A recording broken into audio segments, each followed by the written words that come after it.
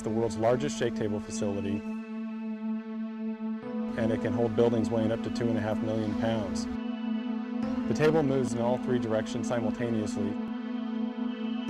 It's the first wood building of this size that's ever been tested.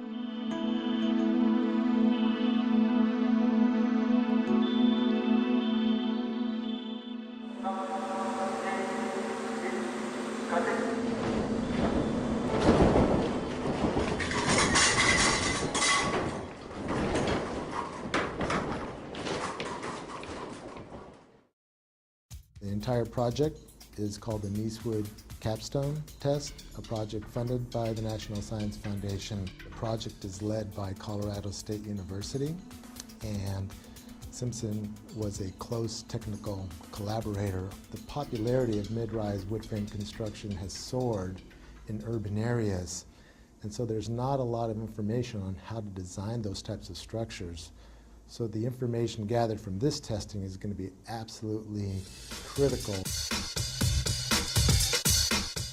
The condominium tower was built as a actual condominium would be constructed with 23 1- and 2-bedroom living units. We're testing a 7-story, 23,000 square foot, 800,000 pound building in 3 dimensions. This collaboration with all the folks involved is really going to culminate in a test that's going to show how our products perform in a very severe seismic event. The forces of an earthquake on a structure of this size create a lot of secondary forces inside of the building, and the only way to hold those forces together is with connectors such as the ones that Simpson Strong Tie makes and provides.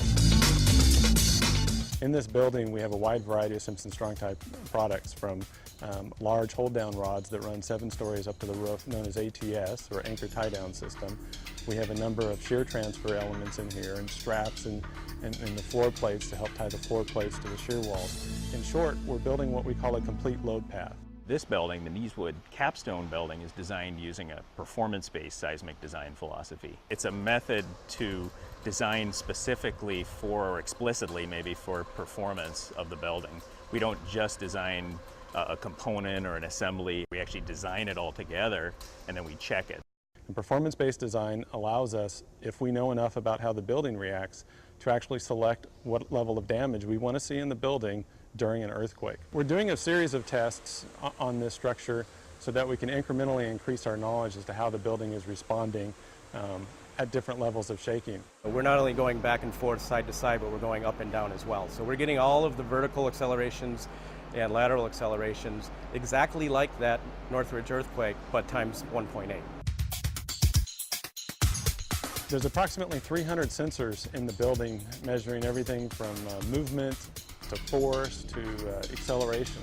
Once that data and information is gathered, then it can be used to develop new design procedures and new construction methods. So we're able to take what the engineers have modeled, compare it to how the building actually performed, and that's going to give us a lot of great data for years and years to come. What we're really doing here is we're demonstrating that you can build a 6-story or even a 7-story possibly wood structure in a high seismic zone and have it perform how you want. It's safe, it's cost effective, and frankly they're very little damage. Really, for 5% or less in your construction material costs in the beginning of the building, you can not only save the occupants of the building, but you can also save the structure. This test will change the way light frame wood is designed over the next 10 years.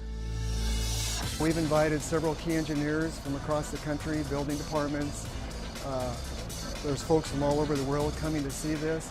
When you see an actual test, the impact that has on you is so significant that it really makes you think twice about what you put down on paper.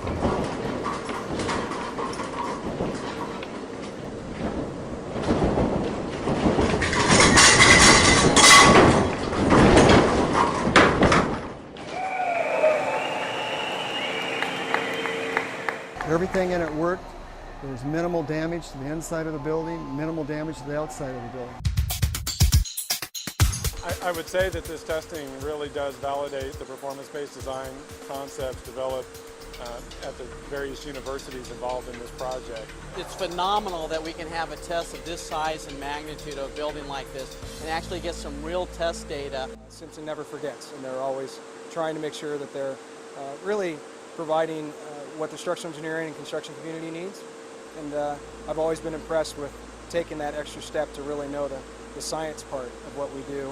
It's truly unprecedented what they've done today. I think this is it's truly about saving lives, and the information that's been generated as a result of this test is truly groundbreaking.